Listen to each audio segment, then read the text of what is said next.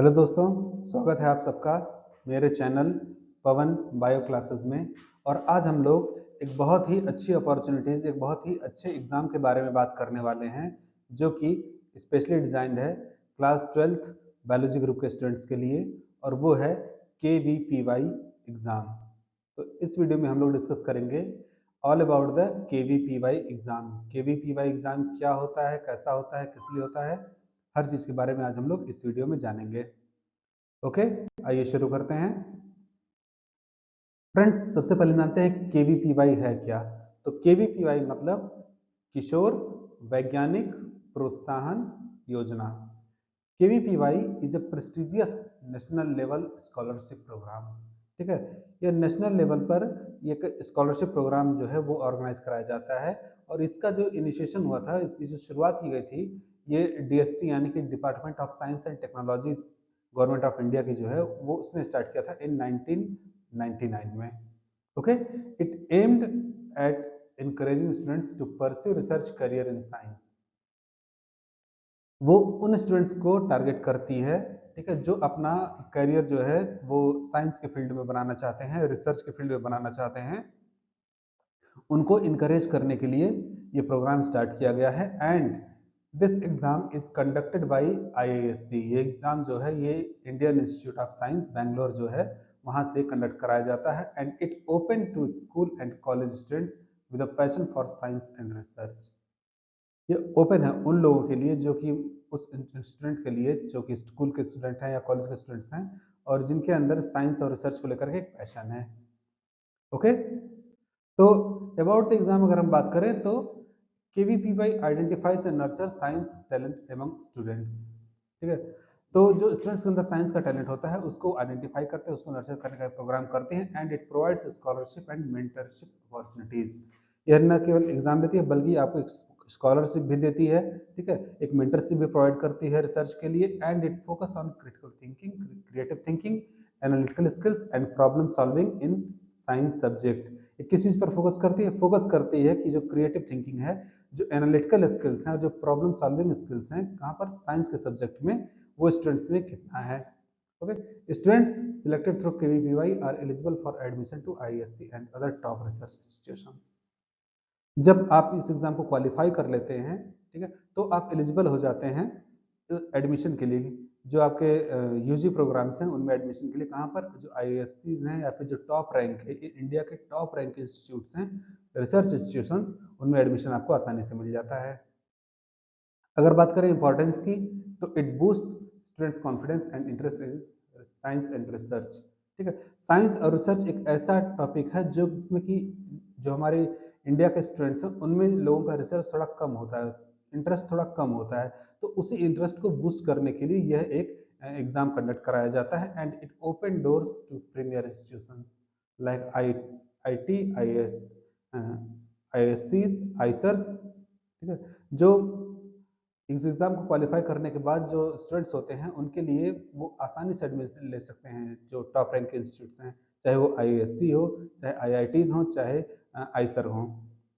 Okay, बात करें अगर scholarship include financial support to the pre PhD level. आपको एक बार स्कॉलरशिप मिले तो अपने प्री PhD लेवल तक आपको स्कॉलरशिप जो है लगातार मिलती रहती है और लगातार बढ़ती भी रहती है। And prestigious recognition and advantages in career opportunities. ठीक है, आपको एक बहुत बढ़िया मौका मिल जाता है अपने करियर को संवारने का, और आपको बहुत ही प्रेस्टिजियस इंस्टीट्यूट में आपका एडमिशन होता है।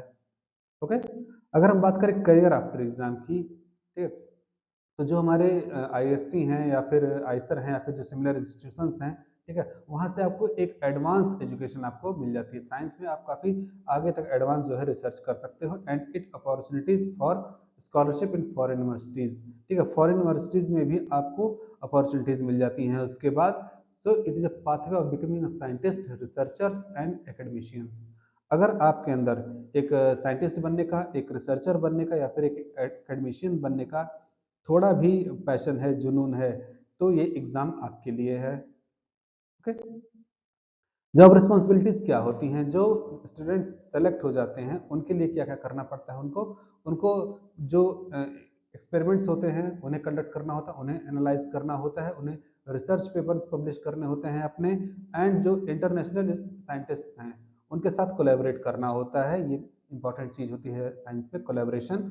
इसके अलावा contributing to innovations in science and technology, science और टेक्नोलॉजी में जो होते हैं वो इनोवेशंस होते हैं, उनमें कंट्रीब्यूट करना होता है।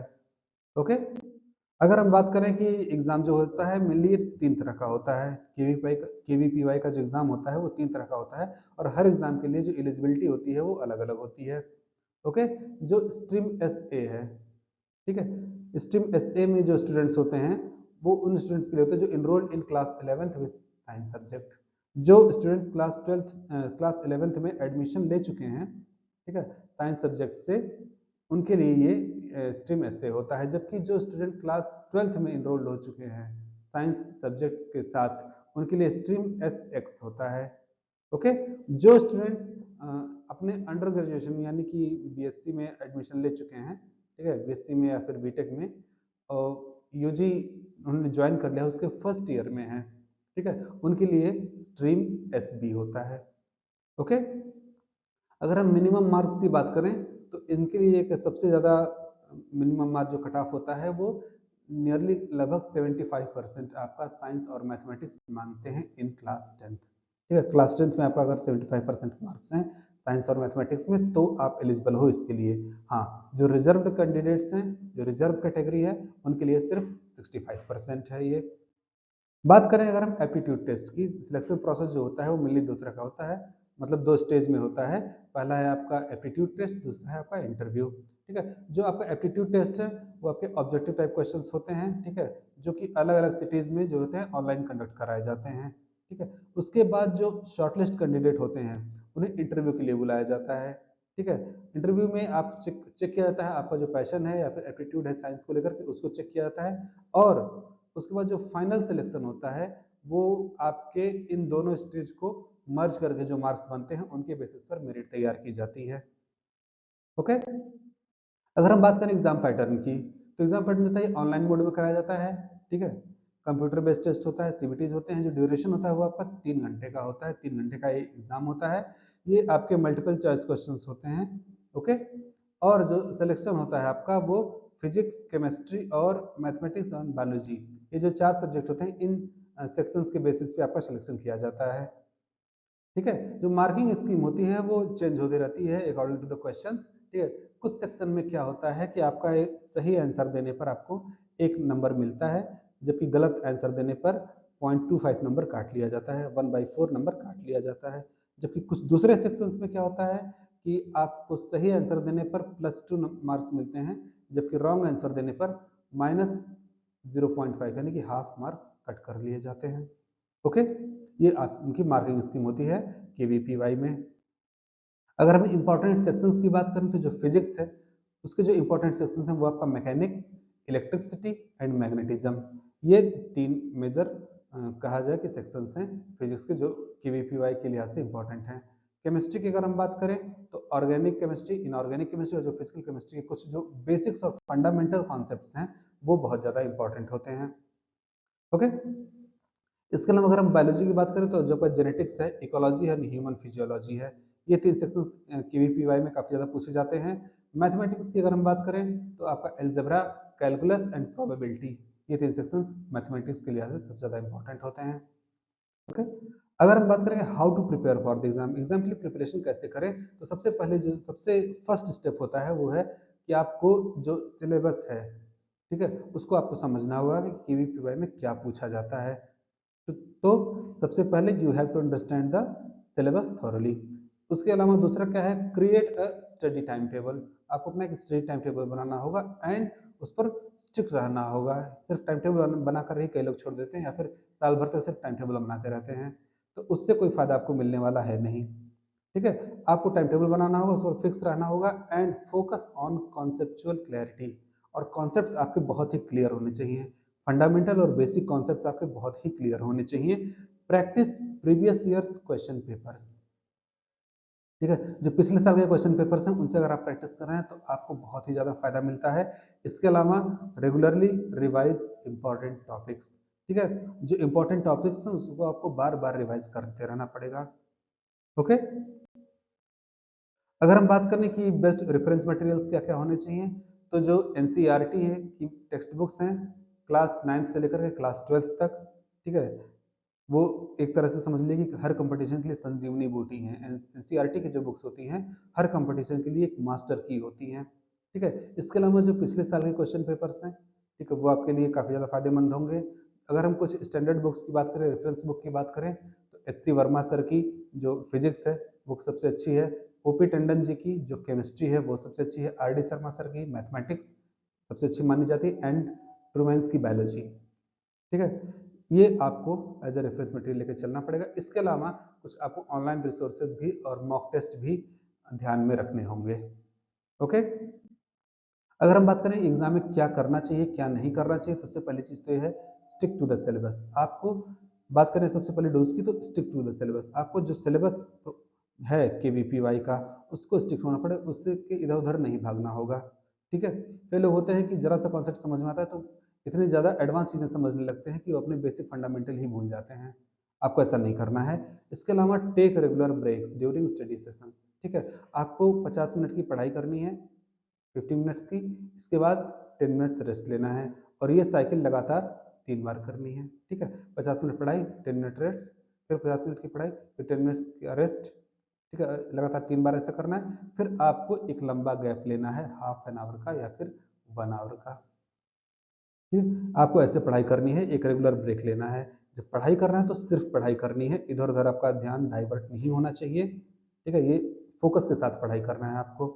इसके अलावा attempt mock test and analyse performance, ठीक है। जो मॉक टेस्ट है उसको आपको अटेंड करने हैं और अपना परफॉर्मेंस जो है उसको हमेशा एनालाइज करते रहना है। इसके अलावा अगर हम बात करें हमें क्या नहीं करना है, तो सबसे पहले अवॉइड स्किपिंग डिफिकल्ट टॉपिक्स। अगर कुछ टॉपिक ऐसे हैं जो डिफिकल्ट हैं तो आपको उसको अवॉइड नहीं करना, उसको बार बार प्रैक्टिस करना है, उसके जो बेसिक से बेसिक कॉन्सेप्ट हैं उनको समझना है, तब आपको चीज़ें समझ में आएंगी। Don't neglect time management. Time management किसी भी कंपटीशन में एक बहुत ही इंपॉर्टेंट फैक्टर होता है। अक्सर लोगों को टाइम का ख्याल नहीं होता है और आता हुआ क्वेश्चन भी वो नहीं कर पाते हैं, तो आपको टाइम मैनेजमेंट का पूरा ख्याल रखना है। इसके अलावा refrain from last minute preparation, ठीक है। लास्ट मिनट प्रिपरेशन अक्सर स्टूडेंट्स करते हैं कि अभी तो 10 महीने बाकी हैं, 12 महीने बाकी हैं, साल भर बाकी है, 5 महीने बाकी हैं, 4 महीने बाकी हैं, बाद में आराम से करते रहेंगे। एक हफ्ते पहले वो केवीपीवाई की बुक खोलते हैं और उन्हें कुछ नहीं समझ में आता है। तो आपको ऐसा नहीं करना है। आपको स्टार्ट अर्ली स्टार्ट करना है और धीरे धीरे धीरे धीरे पूरी पढ़ाई करनी है, स्टिक रहना है अपने सिलेबस और अपने टाइम टेबल के साथ। ओके, अगर हम बात करें tips and tricks for the exam, start early and remain consistent, ठीक है। आपको जल्दी जल्दी प्रिपरेशन स्टार्ट करनी है और कंसिस्टेंट पढ़ाई करनी है। जो वीक एरियाज हैं आपके उन पर फोकस करना है, ठीक है।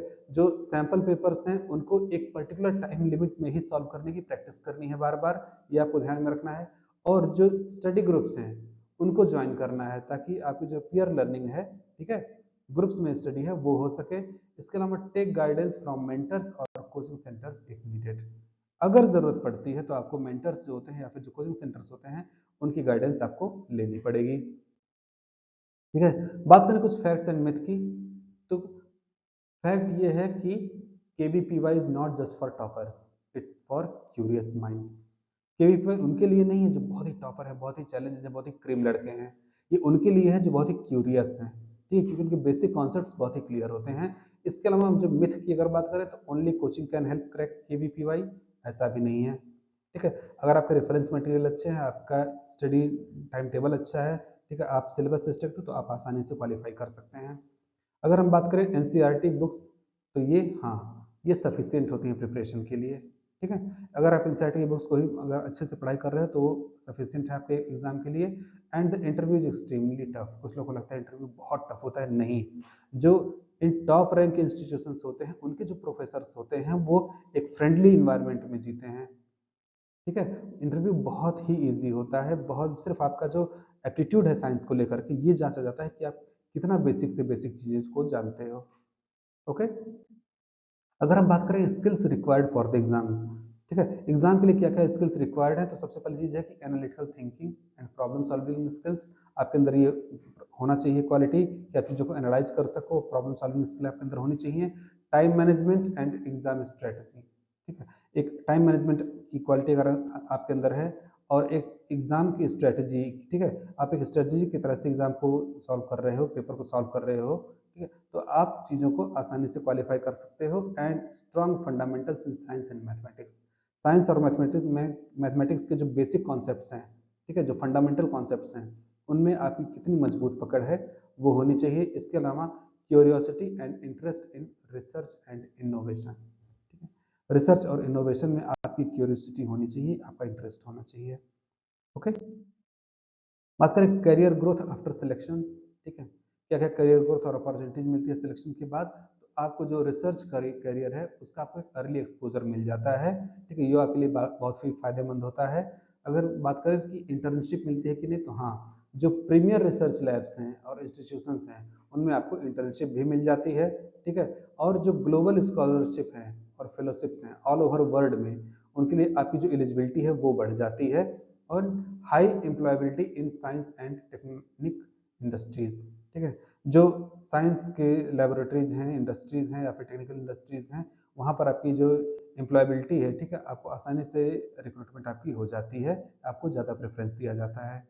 ओके, एज अ कंक्लूजन अगर हम बात करें तो KVPY is a golden opportunity for young science enthusiast, ठीक है, जो साइंस में आने वाले नए बच्चे हैं उनके लिए KVPY एक गोल्डन अपॉर्चुनिटी है, ठीक है। Success requires dedication, curiosity and effective preparation. अगर आपके अंदर डेडिकेशन है, क्यूरियोसिटी है और आपकी प्रिपरेशन स्ट्रेटेजी अच्छी है तो आप आसानी से KVPY का एग्जाम क्वालिफाई कर सकते हैं।